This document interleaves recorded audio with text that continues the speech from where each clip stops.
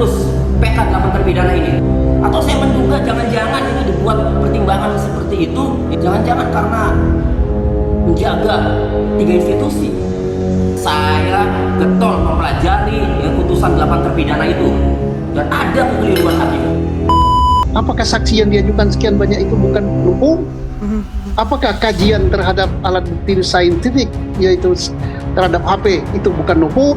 Dijawab dulu, baru kita percaya oh itu hukumnya betul. Nggak ada, bukan hukum. Baik. Itu pisang goreng ya. Baik.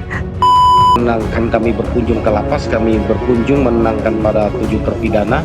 Ketika kami datang mereka sudah tampak pasrah, tampak tidak berdaya.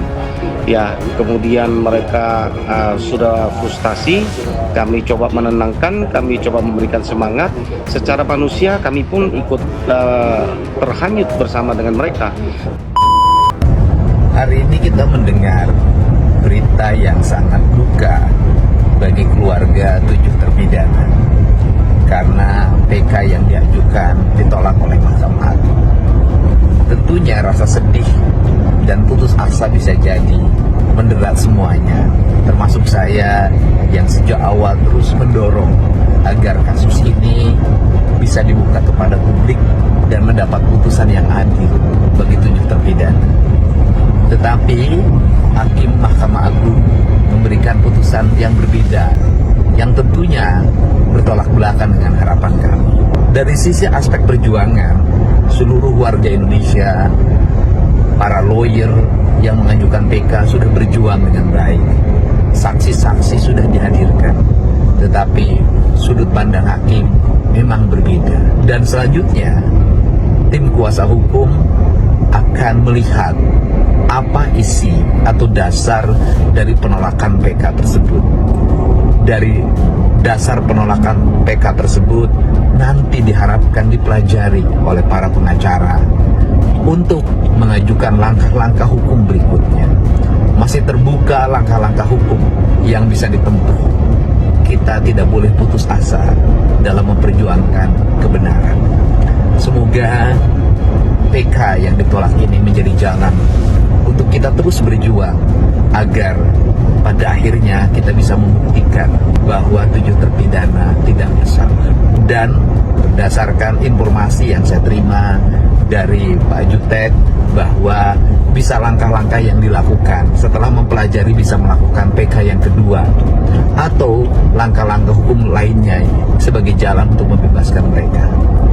Semoga duka ini tidak membuat kita putus asa, tetapi memacu kita untuk terus bersemangat memperjuangkan hak-hak orang-orang kecil. Terima kasih pada seluruh warga netizen di seluruh Indonesia yang selama ini konsisten memberikan dukungan, doa, dan harapan. Dan kita tidak boleh berhenti untuk memperjuangkan kebenaran. Mahkamah Agung menolak permohonan PK 7 terpidana kasus pembunuhan Vina dan Eki Cirebon. Hal itu terungkap dalam pengumuman putusan atas peninjauan kembali atau PK kasus pembunuhan Vina di Cirebon, Jawa Barat, Senin, 16 Desember 2024. Putusan MK yang menolak PK membuat ketujuh terpidana tetap dihukum penjara seumur hidup. Dilihat dari situs MA, terdapat 2 berkas PK dengan nomor perkara berbeda. Pertama, PK nomor 198 PK, PID 2024 dengan pemohon Eko Ramadhani dan Rivaldi Aditya. Sementara itu, PK kedua nomor 199 PK, PID 2024 dengan pemohon Eka Sandi, Hadi Saputra, Jaya, Sudirman, dan Supriyanto. Sebenarnya, ada 8 orang yang diadili dalam kasus pembunuhan 2016 lalu itu dan telah divonis penjara seumur hidup. Namun 1 orang diantaranya telah bebas dari hukuman 8 tahun penjara, yakni Saka Tatal. Vonis PK oleh MA ini tetap sama dengan putusan Pengadilan Negeri Cirebon, banding hingga kasasi. Berkas PK kasus Vina dan Eki telah dikirim pada 28 Oktober dan 1 November 2024 oleh Pengadilan Negeri Kota Cirebon, Jawa Barat. Namun baru diputuskan 2 bulan kemudian, hari ini, Wakil Ketua Pengadilan Negeri Kota Cirebon, Agus Arbianto, mengatakan berkas dikirim berdasarkan waktu pengajuan dan selesainya proses persidangan.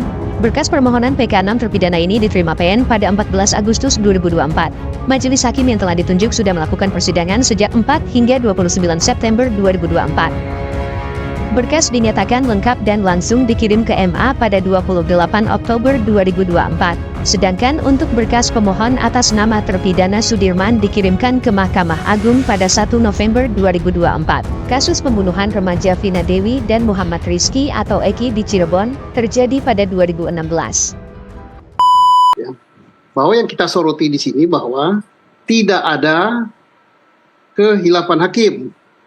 Apa yang dipaparkan pada sidang PK di pengadilan Cirebon demikian banyak gitu kehilapan. Nah, kalau saya sampaikan di sini tidak elok gitu. Demikian banyak, amat banyak sekali gitu. Yang kedua, tentang nupum. Nupum yang dicari itu bukan barang bukti, tapi alat bukti. Kalau barang bukti itu berupa pisau, berupa batu, ya ini alat bukti. Alat bukti itu sebagaimana pasal 184 KUHP. Keterangan saksi itu alat bukti. Saksi yang belum pernah didengar di pengadilan negeri ataupun di pengadilan pada level apa, dia memberikan saksi pada ke PK ini, ditemukan kesaksiannya, itu alat bukti baru namanya. Alat bukti baru berupa keterangan saksi. Nah, kita nggak usah lah berteori panjang-panjang lah, sesuai hukum kita aja lah. Siapa yang mengatakan itu bukan alat bukti? Itu alat bukti baru. Nah juga ini kita mengatakan bahwa saya berpendapat bahwa tidak sependapat dengan mengatakan tidak ada kehilapan. Tidak sependapat dengan mengatakan bahwa tidak ada alat bukti baru. Nah karena ini sudah divonis oleh hakim seperti itu, oleh Hakim Agung, maka oke lah, silakan para pahlawan-pahlawan pencari kebenaran dan keadilan dengan sumber daya sendiri terpanggil hati nuraninya untuk membela ini dengan menempuh upaya hukum lagi, yaitu PK. Nah, apapun yang kita berdebatkan, yang disampaikan oleh hakim pertimbangannya tentang alat tidak ada nupum dan tidak ada kekeliruan, itu kan menyangkut prosedural. Tapi kebenaran materialnya apa sih perkara ini? Ada nggak pembunuhan itu? Apa ini kecelakaan? Nah itu loh, kebenaran material. Bukankah pidana? Masalah pidana yang dicari adalah kebenaran material. Pembunuhan itu nggak ada. Nah, sudah terbukti ada kecelakaan. Saya katakan berkali-kali, ini TKP-nya pun sudah salah, bukan di wilayah kota, tapi wilayah kabupaten, lokus deliktinya udah salah, segala macam udah salah gitu. Nah, udahlah. Kalau begini, ya silakan Pak Jutek dan kawan-kawan yang masih punya hati nurani untuk melakukan pembelaan. Ya, oke lah. Kalau katanya ini tidak memenuhi syarat untuk PK, tapi secara material perkara ini ada enggak sih? Hakim Mahkamah Agung ini kan sudah hakim tertinggi ini kan. Nah, yang mengintervensi, kalau ada intervensi tidak mungkin dari pengadilan negeri, mungkin intervensi dari pihak luar. Ada apa tidak? Ya saya nggak bisa berpraduga ya. Yang bisa adalah ya aparat pengawas, yaitu siapa? KY gitu kan yang punya kewenangan ini. Ketua Mahkamah Agung, kemudian aparat penegak hukum lainnya untuk menyelidiki apakah putusan ini murni ataukah ada hal-hal lain. Bisa saja, karena kita lihat kan putusan terhadap Tanur kan itu ada mainnya. Nah, di sini saya tidak menuduh, kalau menuduh salah, saya nggak punya bukti. Tapi tidak salah kalau ini juga diadakan pengawasan, karena ini agak kontroversi putusan ini, bertentangan sekali dengan keadilan masyarakat. Sebenarnya masalah hukum ini gampang sekali sih, tinggal kita mau membawanya kemana. Kalau misalnya bawa tidak terbukti ya gampang aja lah, udah cari langsung aja vonis, nggak ada nopum, nggak ada apa itu kehilapan, ya sudah. Tapi kan tidak dijelaskan, tidak ada kehilapan itu yang mana, yang hilapnya nggak benar. Tidak ada nopum yang mana, apakah kita nggak? Saya belum baca berkasnya kan. Apakah saksi yang diajukan sekian banyak itu bukan nopum? Apakah kajian terhadap alat bukti saintifik yaitu terhadap HP itu bukan nopum? Dijawab dulu, baru kita percaya oh itu nopumnya betul. Nggak ada, itu bukan nopum. Baik. Itu pisang goreng gitu. Baik. Hari ini memang kami cukup kaget mendengar putusan Mahkamah Agung. Di luar prediksi kami, di luar ekspektasi kami, di luar nalar pemikiran kami, Karena secara hukum menurut kami, secara formil, baik itu kekhilafan, baik itu novum, baik itu pertentangan keputusan ya satu dengan yang lain, kami hadirkan, kami jelaskan secara gamblang dan sistematis dalam penjelasan di dalam PK. Rupanya hakim berpendapat lain, ya kami cukup tugas berat tadi menenangkan keluarga, menenangkan, kami berkunjung ke lapas, kami berkunjung menenangkan para 7 terpidana. Ketika kami datang mereka sudah tampak pasrah, tampak tidak berdaya. Ya, kemudian mereka sudah frustasi. Kami coba menenangkan, kami coba memberikan semangat. Secara manusia kami pun ikut terhanyut bersama dengan mereka. Ya, di dalam ruangan tadi mungkin itu yang disorot dan kami memberikan penguatan kepada para keluarga.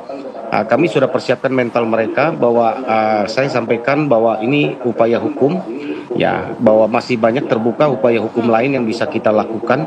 Saya sampaikan ada gerasi, ada abolisi, ada amnesti, kemudian ada PK2, PK3 dan seterusnya. Di luar itu ada beberapa hal yang bisa kita lakukan, ya. Mungkin dalam waktu dekat kita mohon mungkin akan audiensi dengan Bapak Kapolri, dengan juga audiensi dengan Pak Menko Hukum HAM, juga kita akan beraudiensi dengan Menko Polkam dan juga sampai kepada Bapak Presiden. Mungkin kami akan minta audiensi, minta petunjuk ya kira-kira apa yang harus kami lakukan dengan fakta, karena kita melihat putusan yang sekarang ini disampaikan seluruhnya menolak secara material ya, secara formil ya, tidak menyentuh sama sekali material. Padahal di dalam material kami menghadirkan fakta dalam persidangan. Satu, bahwa mereka dituduh membunuh, kami menghadirkan fakta bahwa tidak ada terjadi pembunuhan. Di mana tidak terjadi ada pembunuhan itu adalah bahwa dalam visum yang dihadirkan, yang didakwakan mereka ditusuk, itu tidak ada bekas tusuk, bajunya pun utuh, lukanya pun adalah luka seperti goresan terseret, bukan luka tusukan. Itu kami sudah coba hadirkan lewat ahli dokter forensik dan juga fakta yang ada. Kemudian ada saksi yang melihat bahwa peristiwa itu adalah kecelakaan. Itu tentu sesuatu yang baru kan secara material ya. Ini tapi tidak menjadi pertimbangan. Kami akan baca nanti apa yang menjadi pertimbangan majelis hakim. Hal yang lain adalah ada bukti forensik.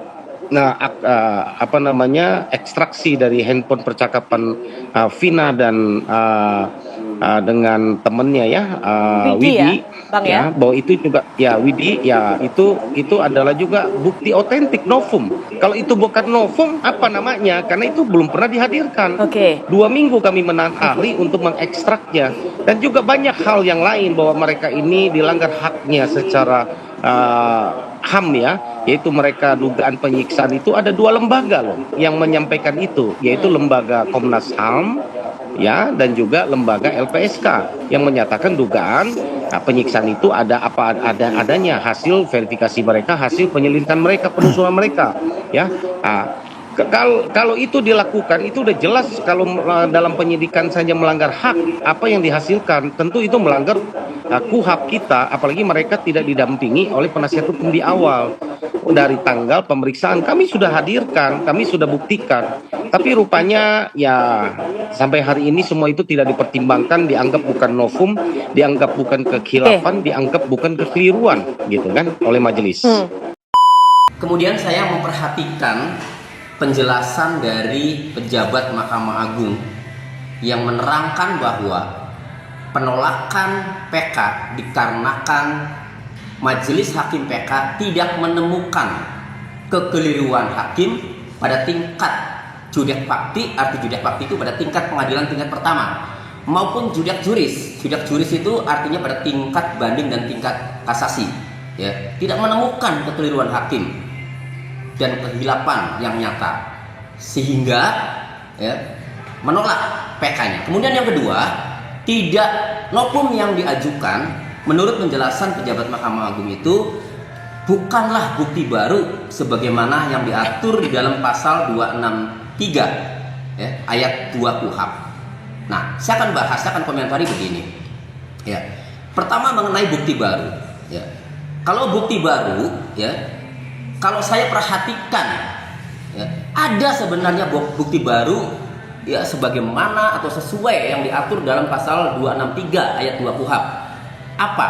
Yaitu para saksi yang dihadirkan di PK pada pemeriksaan PK di Cirebon, di mana saksi itu menerangkan bahwa pada saat kejadian mereka bersama para terpidana pada saat kejadian, dan saksi-saksi itu ya tidak ada di dalam putusan pengadilan atas nama 8 terpidana. Siapa contohnya? Contohnya adalah Agung, ya, Agung yang memakai motor mau mengantarkan sayur. Itu saya amati di putusan 8 terpidana tidak ada, itu salah satu contohnya ya. Nah, kemudian ya ada jadi dalam nokum ini ada sebenarnya nokum yang sebagaimana dimaksud dalam pasal 263 KUHP, yaitu bukti baru. Kan bukti baru itu bisa surat, bisa orang saksi kan. Ya, ini bukti baru, alat bukti. Saksi pun bisa. Nah, tetapi kalau itu ya tidak dijadikan, ya tidak dianggap ya sebagai nokum yang benar-benar baru, yang benar-benar mengetahui ya, dan kesaksian itu dapat meragukan hakim harusnya. Tapi kalau itu dianggap bukan nokum, ya saya tidak tahu pikiran Hakim Agung PK ini bagaimana. Ya. Kemudian yang kedua, kekeliruan hakim. Katanya tidak ada kekeliruan hakim atau kehidupan yang nyata. Lah, saya mengamati putusan 8 terpidana itu dari mulai ya, satu, CCTV yang tidak dibuka, walaupun Dodi Irwanto dan Gugun Gumilar mengecek CCTV di lokasi kejadian namun belum dibuka. Ini jelas janggal. Artinya tidak ada alat bukti dari CCTV itu mengarah kepada bahwa para terpidana itu melakukan tindak pidana. Kemudian yang kedua, 6 handphone yang disita, salah satunya handphonenya Pina, itu tidak dibuka. Lalu kalau tidak dibuka untuk membuktikan apa? Tetapi tidak dibuka pun itu dijadikan alat bukti untuk menghukum 8 terpidana. Kemudian ada kayu yang dianggap didakwakan untuk memukul bambu ya. Semua para terpidana tidak merasa tidak melakukan dengan bambu itu. Nah, kemudian saksi-saksi yang dihadirkan juga tidak ada yang melihat menggunakan bambu, tapi tetap itu digunakan sebagai alat bukti untuk menghukum, padahal tidak dilakukan sidik jari. Itu bambu tangan siapa yang nempel. Kemudian sperma yang ditemukan di vagina Pina tidak dilakukan lab atau tes DNA. Para terpidananya tidak dilakukan tes DNA, tetapi digunakan untuk menghukum 7 terpidana melakukan persetubuhan terkecuali sekat natal. Nah, dari kejanggalan-kejanggalan itu kalau tetap diputus bersalah, itu namanya kekeliruan hakim, kehilapan hakim itu. Lalu bagaimana kalau ya Hakim PK ini mengatakan bahwa tidak menemukan ya kekeliruan hakim, kehilapan hakim pada sidang atau pada putusan pengadilan pada tingkat pertama atas nama 8 terpidana itu. Lalu bagaimana pemikirannya? Saya sih ini meragukan ini kompetensi ya, kemampuan Hakim PK dalam memeriksa PK perkara 8 terpidana ini. Sepertinya Hakim PK ini harus lebih teliti lagi, harus belajar hukum lebih teliti lagi. Atau saya menduga jangan-jangan ini dibuat pertimbangan seperti itu ya, jangan-jangan karena menjaga 3 institusi. Ini pikiran saya ya, saya nggak tahu nih kan. Nah, tapi kalau dilihat tidak ada kekeliruan, tidak ditemukan kekeliruan, saya tidak sependapat. Saya getol mempelajari ya, putusan 8 terpidana itu. Dan ada kekeliruan hakim itu. Hanya saja waktu itu kekeliruan hakim itu ada batas waktunya. Kalau saya berpendapat diatur dalam pasal 69 Undang-Undang Nomor 14 Tahun 85 tentang Mahkamah Agung. Kekeliruan hakim itu ya apabila PK dengan alasan kekeliruan hakim diajukan paling lama 6 bulan atau 180 hari sejak putusan itu memperoleh kekuatan hukum tetap. Kapan memperoleh kekuatan hukum tetap? Tahun 2017 waktu itu kan. Saya pikir itu ya. Nah, ternyata itu tidak ditemukan. Nah, berarti ini Hakim PK, saya menyimpulkannya, saya melihat Hakim PK ini telah melakukan kekeliruan dan kehilapan yang nyata dalam memutus PK 8 terpidana ini. Lalu kalau Hakim PK melakukan kekeliruan yang nyata, kehilapan, kita mengadu kemana? Karena tingkat upaya hukum luar biasa yang terakhir ya, upaya hukum yang terakhir ada upaya hukum luar biasa ini PK. Jadi menurut saya ya harus diperiksa ini Hakim PK-nya oleh Komisi Yudisial, harus diperiksa oleh Komisi Yudisial. Gitu. Itu berarti untuk langkah selanjutnya pengungkapan kasus Pina ini kan bisa dibilang masih janggal lah ya. Selanjutnya gimana untuk DPO juga? Ya, kalau jelas pejabat MA Mahkamah Agung itu menerangkan bahwa penolakannya itu bukan karena jangka waktu kadaluarsa, karena tidak ditemukannya kekeliruan hakim, ya itu misalnya, maka ajukan PK lagi saja, boleh kok, karena dalam pasal 263 ayat 1 KUHP, ya itu tidak diatur harus 1 kali 2 kali atau dibatasi, tidak, hanya di situ terhadap putusan, ya terpidana putusan yang telah memperoleh kekuatan hukum tetap, ya terpidana itu bisa mengajukan PK, ajukan lagi saja. Siapa tahu kan nanti hakim PK-nya itu ya, benar-benar mempertimbangkannya secara hukum. Intinya saya melihatnya ini ada kekeliruan hakim, ada kehilapan hakim, saya melihatnya. Ya. Bayangkan kalau ada saksi yang meringankan kemudian tidak dipertimbangkan pada saat 2016, 2017. Saya ambil contoh, ya. Saka Tatal itu ya ada saksi pamannya yang mengatakan bahwa pada saat kejadian Saka Tatal itu bersama pamannya itu di rumah neneknya. Ya, terlepas dengan adanya perbedaan atau silang pandangan tadi ya, ada dalam konteks hukum ada asas yang menyatakan res judicata pro veritate habetur. Putusan hakim dianggap benar selama belum ada putusan pengadilan yang tingkat di atasnya mengkoreksi hal itu, Mbak Putri. Tapi tentunya ini juga tidak luput dari catatan kaki kita ya sebagai insan hukum ya, belajar hukum. Menyoal masalah apa itu novum itu kan penting. Berkali-kali yang saya ketika perkara ini dimulai, saya selalu menyoal masalah itu. Apakah novum itu sudah pernah diajukan tapi tidak dipertimbangkan, atau benar sama sekali baru ya, sama sekali baru itu berarti tidak pernah diajukan sama sekali. Nah ini kan juga harus punya kesamaan sikap dan pandangan, Mbak Putri. Jangan-jangan karena tidak ada pernyataan tegas dan pasti mengenai definisi operasional novum tadi, akhirnya ketika memutus pun mendasarkan pada keyakinan masing-masing. Nah, kalau bicara keyakinan masing-masing ini kan nggak bisa diganggu-gugat, Mbak Putri. Nah, padahal dalam konteks tadi ya sudah banyak ahli yang dihadirkan, keterangan saksi juga yang diperdengarkan. Harapan kita di level tertinggi dalam hal peninjauan kembali ini yang kita lihat adalah pertimbangan hukumnya, tidak semata-mata putusannya. Saya pribadi jujur belum menerima dan membaca isi putusan dari PK-nya.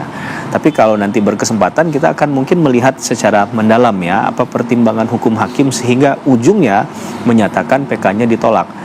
Nah, ini kan harus ada landasan logika berpikir secara yuridis, sosiologis, filosofis yang ujungnya bisa kemudian kita analisa, oh wajar kalau ini kemudian dinyatakan ditolak, oh harusnya diterima misalnya, atau sebaliknya tadi. Ini kan jadi pandangan yang bisa kita landaskan pada dasar-dasar keilmuan. Nah, jangan sampai tadi ada sesuatu yang didalilkan yang seharusnya itu coba untuk digali, karena ini kan terakhir adalah PK, walaupun kalau saya tidak salah mencatat antara lingkungan Mahkamah Agung dengan Mahkamah Konstitusi berkaitan dengan PK ini pandangan juga berbeda, Mbak Putri. Ada yang mengatakan PK itu tidak boleh dibatasi sekali, itu di Mahkamah Konstitusi dengan putusan MK nomor 34 tahun 2013 kalau saya tidak salah. Tapi di sisi yang lain Mahkamah Agung di Undang-Undang Kekuasaan Kehakiman 48 tahun 2009 menyatakan PK itu hanya 1 kali saja. Nah, kalau merefer pada MA tadi maka selesailah sudah perjalanan dari kasus Vina dan Eki tadi. Maka apa yang dilakukan di tingkat penyidikan sampai dari PN sampai ke PK itu berarti tidak ada koreksi sama sekali. Nah, yang memang agak rancu di situ adalah ketika menyatakan ini kasus kecelakaan dan juga atau pembunuhan. Karena ini secara kutub ekstrim sekali, Mbak Putri. Ya, kalau dia kemarin kita sudah mengulas kasus ini ya, kalau dia kecelakaan, seseorang tuh pasti meninggal, ya, pasti mengalami kematian gitu. Tapi akan menjadi perbuatan pidana ketika ada tindak pidana yang dilakukan, berarti bukan secara naluriah itu terjadi. Maka ada proses lidik dan lain sebagainya yang dilakukan. Nah, ini yang sebenarnya ingin kita lihat dalam pertimbangan hukum hakim, menilai nggak itu? Karena dari awal PK ini kan ditarik ke belakang sekali, gitu Mbak Putri. Bukan ini salah, tapi salahnya itu bukan yang ini loh, gitu.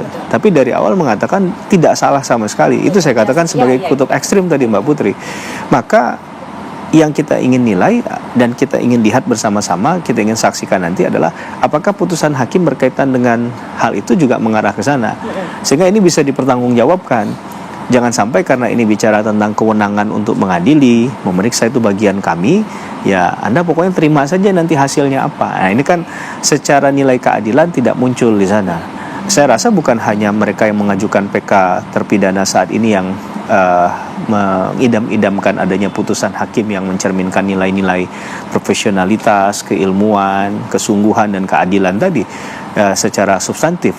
Tapi saya rasa semua orang yang berperkara hukum tentu akan menginginkan hal itu.